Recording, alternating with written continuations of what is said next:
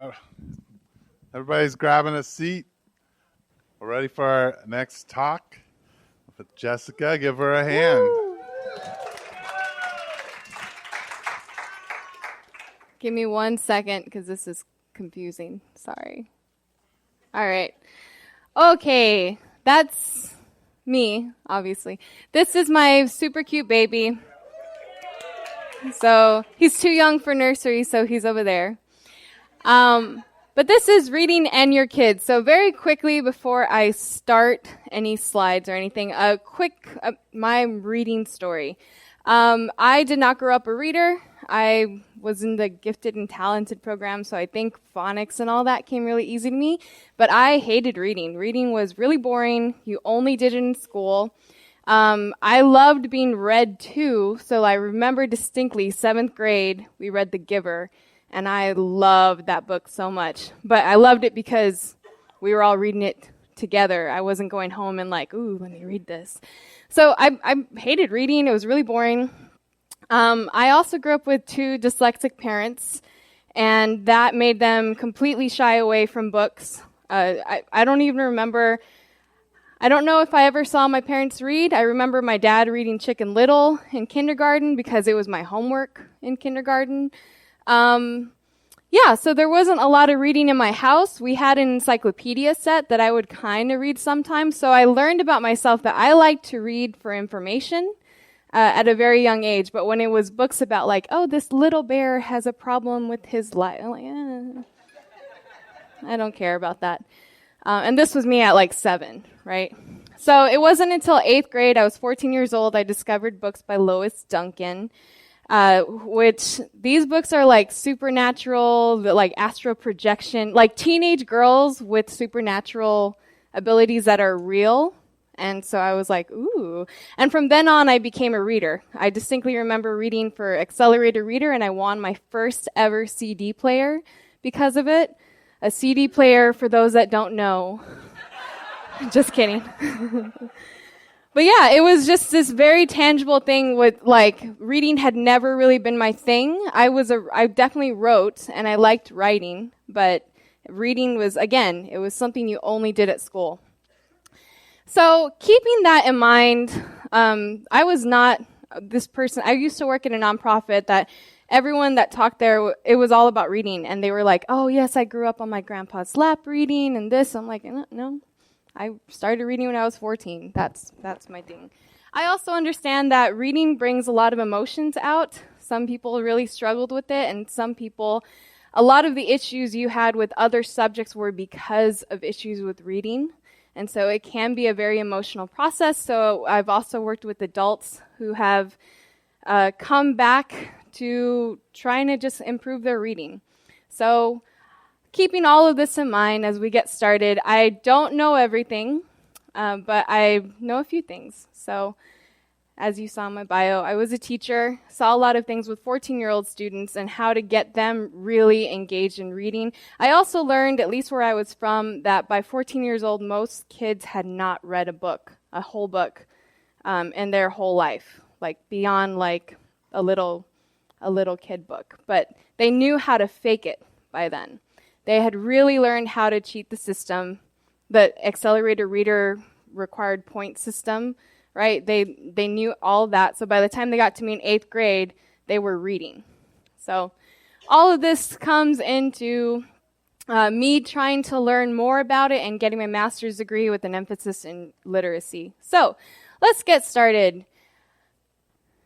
Can you all read this out loud together? 1, 2, 3. Okay, that was easy, right? Let's do the opposite. Ignore the letters. My apologies if you cannot see the colors. So instead of reading, can you just say the colors in order? Go ahead and start. Red, black, blue, orange, green, yellow.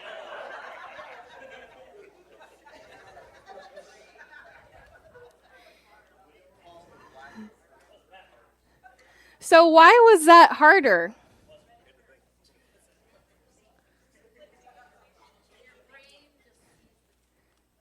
Yeah, your brain sees the letters after all these years, it has been programmed to read the word, right? You see the word, you automatically know what it is, you can read it really quickly. So when I change it up on you and say, no, ignore that and just read the colors, your brain is like, wait, what? What are you asking me to do? The funny thing is, if I had a kindergartner in here who was just learning to read for the first time and I said, say the colors, they would say that really easily, right? Because they're not quite there yet where they see where their brain automatically reads the word.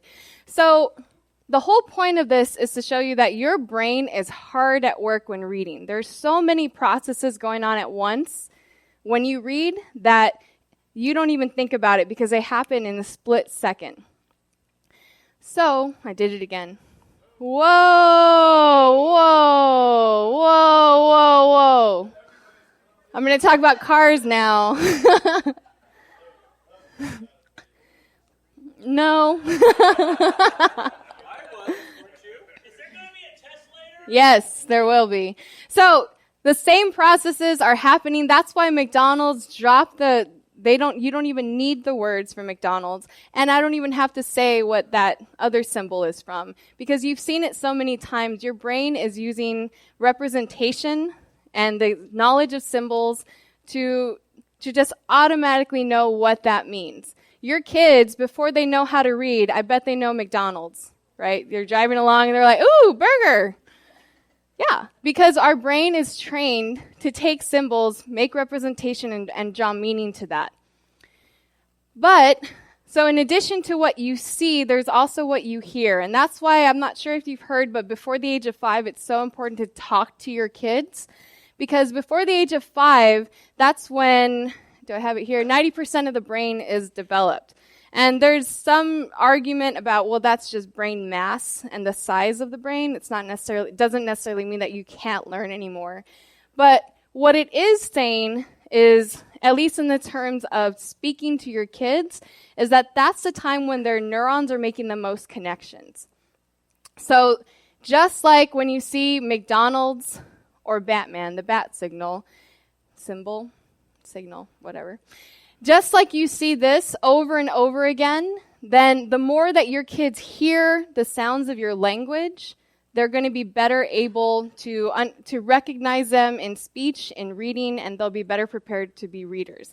So they do say read to your kids at a young age, and absolutely, but more importantly too, talk to your kids. More importantly too doesn't make sense. That's why I stopped. More importantly, talk to your kids, because if they do not know the sounds of the language, they're going to have a really hard time interpreting that into a sound symbol. So if I see an R, but I've never heard the R sound, that's going to be a lot harder for me to make sense of. So again I'm doing it again, Eric, sorry. Again with that, the more repetition, the more times that your brain sees and practices something, the better, stronger the connections become.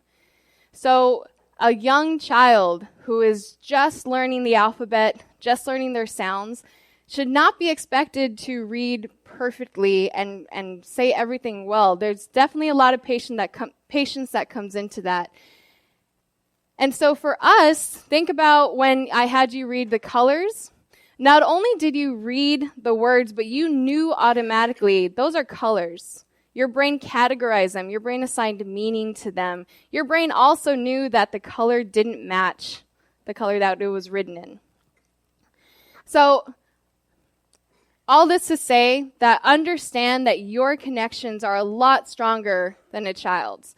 I was working with struggling readers in kindergarten, and a lot of people that started working with them after 2 weeks where they just started school. So 2 weeks into school, they'd be like, I can't believe it, this kid doesn't know the alphabet. It's like, well, yeah, they've had, at most maybe 2 weeks with it or a year of their whole life, like where they just started learning this thing. You've had years and years and years. So the first thing to keep in mind is be very patient and understand what a kid is going through. So same thing, you see this, your brain knows these are letters. When these letters are put in this certain way, they make this sound and it means this. Also, you know that if I change the E to an O, what does that say? Rod. Believe it or not, that is a very difficult concept. That is a learned thing. To switch out a letter and put another one in, it creates a whole different word. And that, again, that's another step. Even Starbucks, sorry, I think this should have gone sooner, but Starbucks, they recognize the power of your brain to just see something and automatically know and associate, and maybe even your taste buds are moving right now. So they recognize that so much that they changed their logo. For this next thing, I need a volunteer reader and a microphone, please. I saw Corey first, sorry. All right, Corey. So let's just see how hard the brain is at work when you read.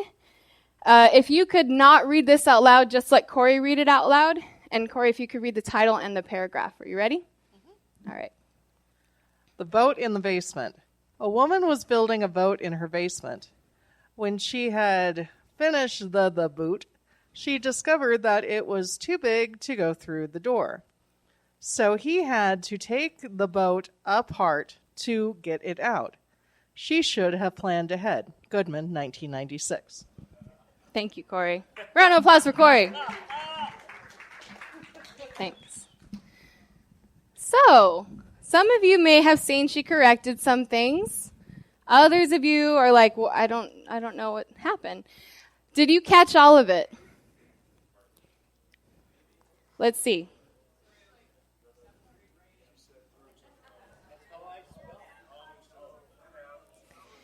So, raise your hand if your brain skipped the second the. About half the room. Yeah. So that first one, this is the most interesting to me. Your brain, when it sees double words, will skip it. It will see a repetition and just be like, that's unknown. So that's why editing, if you are an editor, that is such a hard job because you're telling your brain to slow down and not do what it's trained to do. The boots, Corey caught this. Did anyone not catch this? Yeah, so this is the boot. Corey did not catch the third one. She said through. It was too big to go, though. So she took context. She took her knowledge of sentences, took her knowledge of language. All of this information she took in to correct that. And I wouldn't say she's wrong. This is obviously written incorrectly. But if I were to say, no, read it correctly, right? Then I'm taking away meaning. I'm changing the whole purpose of reading to it has to sound perfectly instead of just read it for meaning. She caught the he and a part and should have planned ahead. This is hard for people because this is how we talk. Yeah, we say should have planned ahead. Mm-hmm. So the whole point of this paragraph is to show you that there are so many things at work that help you understand what you are reading. So I know you can't read all of this, but this is where most of us are reading right now. We are using all of these different skills to read perfectly. So, and all of these things are happening, again, at split second. What often happens in schools sometimes and with online programs or computer programs is that they isolate each individual thing. But the problem is that the brain does not work in isolation. The brain is not thinking, okay, let me target this one specific skill. It happens all at once. And if you can address these things individually, that's still fine. I'm not saying that isolation is always bad. I'm just saying that if you only focus on one thing, then you're missing the whole point. And even the very top one says background knowledge. This is probably the greatest indicator of comprehension that you will have. For example, if I'm reading an article about baseball, and I've never played baseball in my whole life because I'm used to cricket, right? Something like that, then my chances of comprehending that article are very, very low. For example, I'm going to skip this real quick. No, I'm not. Okay, so my chances of comprehending are very low. Let me show you really quickly what it's like to isolate. So we have some sounds right here. If you could all follow me. The first one is p. Could you all say p? Second one is ah. So p, ah. Next one is sh. Last one is e. All right, p, ah, sh, e. Got it? Let's read.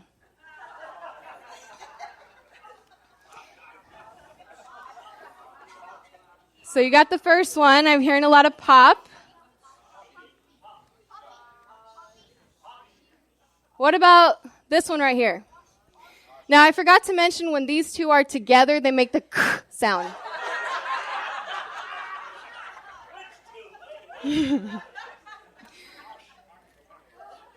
So imagine being a third grader. Okay, maybe not third grade. Imagine being a first grader and someone does that to you. They show you the sounds first. They show you the sounds first, and then they show you this in isolation, no context whatsoever. You have no idea what's going on, but I tell you, read it. And then I get upset with you when you can't read it. Yeah, imagine how that must feel. So, other ways, for those of you that have very young kids, I'll just tell you a really quick tip. Slow it down. Instead of asking you to read it, what can you do? So, the p sound, how many times does the p show up? 6 times. Yes. Small, successful steps. Exactly. So instead of, hey, let's read this whole thing out of context and in isolation, let's take it small, and I'm the adult, and I'm here to help you and give you support. So I have another one. Can I have one more volunteer reader? Let's go this way. Oh, Keith? Okay. Did you? This is on. Here you go, sir. All right. 'Twas brillig and the slithy toves did gyre and gimble in the wabe. All mimsy were the borogoves and the mome raths outgrabe. That was beautiful. A round of applause. So, Keith, let me ask you a question. These slithy toves, why did they gyre and gimble? Well, I've thought about this a lot, and what was the question again? What? Why were they gyring and gimbling? It was really cold. Really?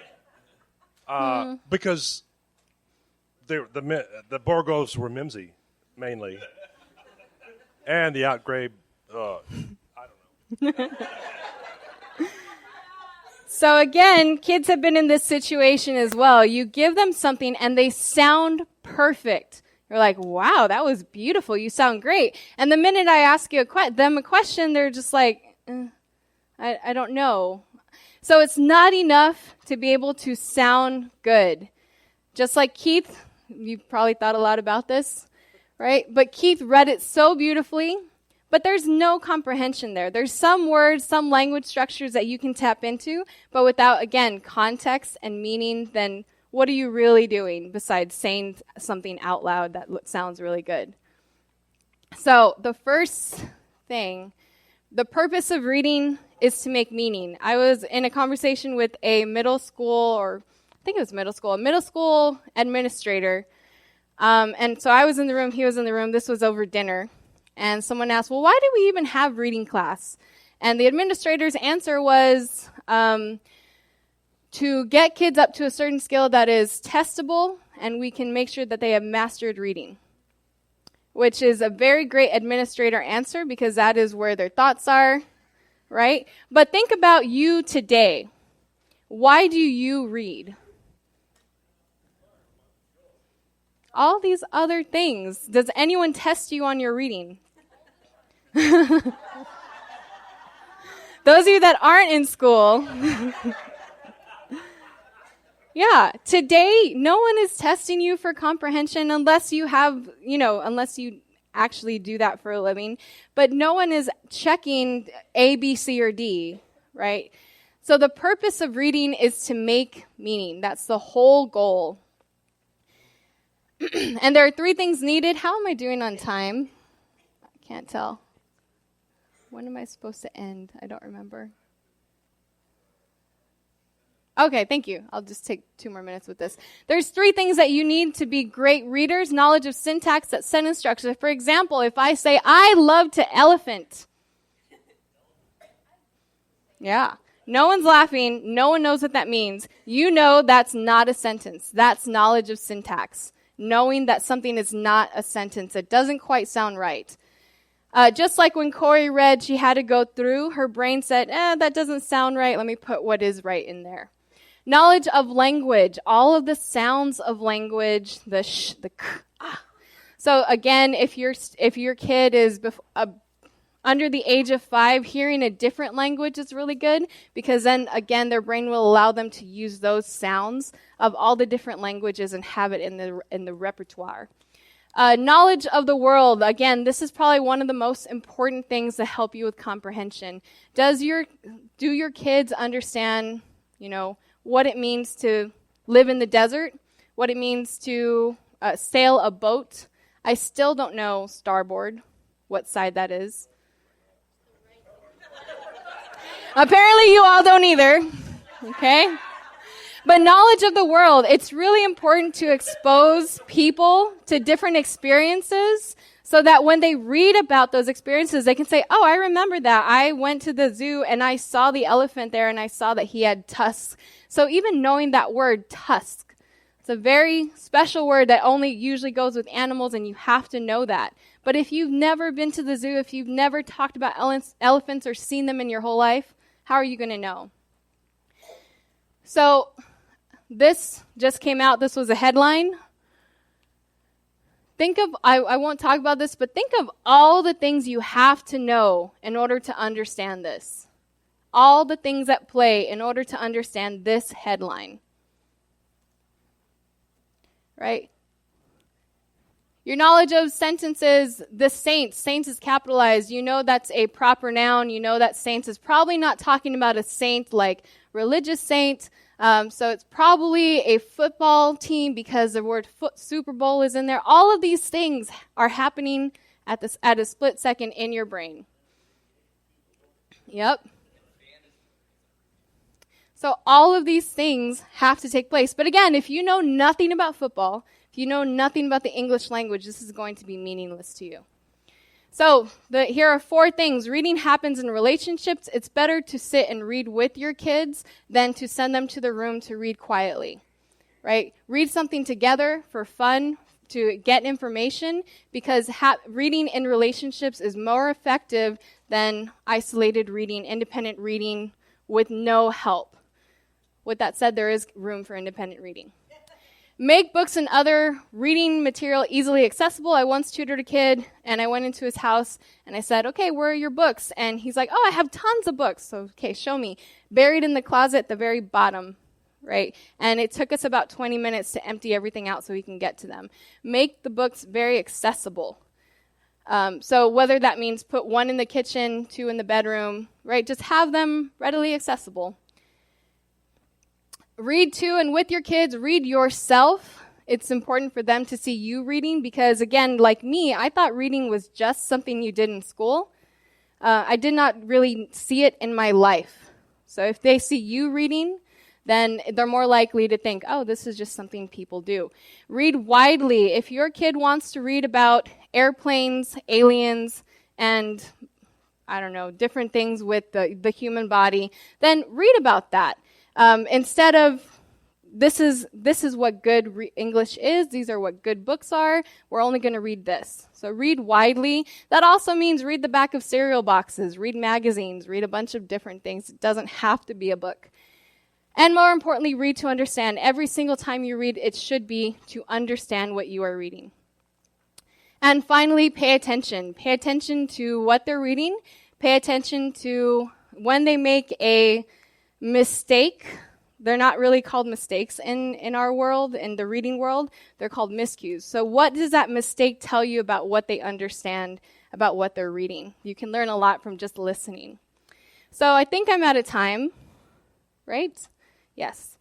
I'm going to go ahead and skip this, but just so you know, this is what my thesis was on. I would love to talk about it, and I would love to talk to you about that. So feel free to ask me questions. But, Eric, I think I'm done, right? So I can take questions now.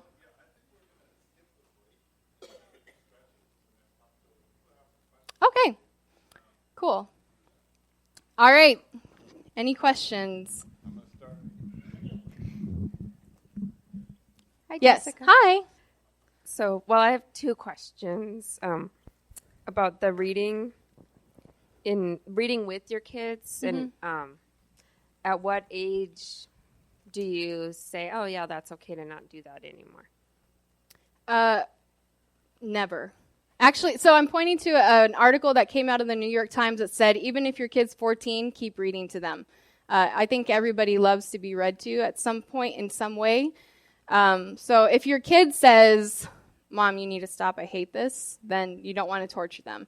But yeah, I don't think there's any age where you can stop reading to your kids. Okay, and then my next one is reading on screens. Like, from the adult, like, I feel like if my kids see me, I'm reading on my phone, I'm reading the news, but they're just like, "Oh, Mom's on her phone again." So there's the child seeing the adult, and then is there a difference in a child if they're reading on paper or reading on a screen? To my knowledge, there have been a lot of research studies on technology, things like that, and it's more about what's more important is that when there's a screen in front of you, then you're not interacting. And so the interaction is where comprehension happens, is where all of that information happens. So relying on a screen to teach your kid how to read is often not effective because, again, they're doing it independently versus with a trusted adult. But to my knowledge, as an adult, there's no difference if you read on a tablet or if you read a physical book, besides some other things, but I don't think it'll impede your reading. For a kid, again, it's more about the relationship and other things that are missing when you put a tablet in front of them. I was just wondering what books do you recommend that have book lists for kids? Do you have anything like that? There's a lot of really great websites. So I'm not sure about books because books get printed and then those are outdated. The ACLU, American Civil Liberties Union. Oh no, not that. The library. There's I can tell you that one. Yes. Yeah. Can you say that again? Thank you. ALA. They usually have a great list every year, and it usually comes out before summer, so they give you summer lists. But definitely check out, Pinterest has some good lists as well that are pretty easy, but you can also just Google great books for kids, and if you trust the site, then it's probably really good. So when we did the colors, I had no problems with the text, but I also had no real delay in just being able to call out whatever the color the text was written in. Cool. What's going on with that? That you had no issues with the colors? I think that your brain is just superior to no, I really don't know. No, I think some people can do that, and some people can switch their brain, switch that part of their brain off. I can't tell you what's actually going on. I just know it's difficult for most people because we are trained to see the letters. Starboard is right.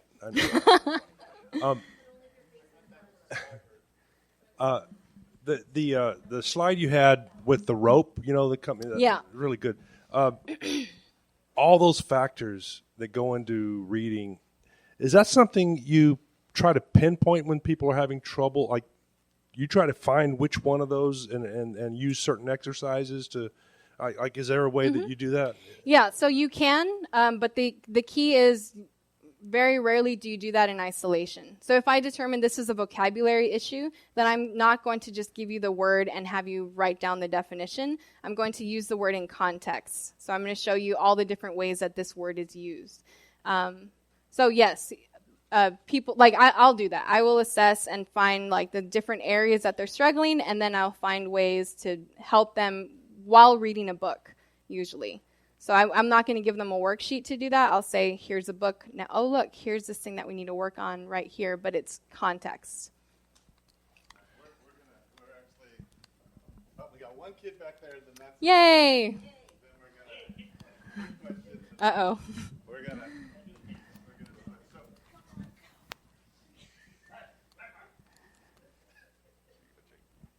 So the question I had is, so when you were a teacher, did you find like a way to help the kids like reading and have like a tactic? Yeah, I will be honest. I became a teacher at 22. I had no idea how to teach reading, but I did it. And my third year, The Hunger Games came out as a movie. I found that when I became a reader, when I read for fun and I got really into the books, then I can get my kids into that book. So Hunger Games came out that one of the years, and I was super excited about it, and I was able to get most of my 150 students excited about it as well. So I think as far as loving reading, I think you do have to be really enthusiastic about what is being read. It's very hard to be enthusiastic about, I told Eric this, The One-Eyed Cat. I remember distinctly I read that in 8th grade. I still, that was torture to me, reading that. So I think finding something fun that you are actually interested in is really important to get you to love reading. That's like what happened to me. I was 14. I found books that I really loved, and that's what got me started. I found my genre. All right, let's give Jessica a hand. Thank you.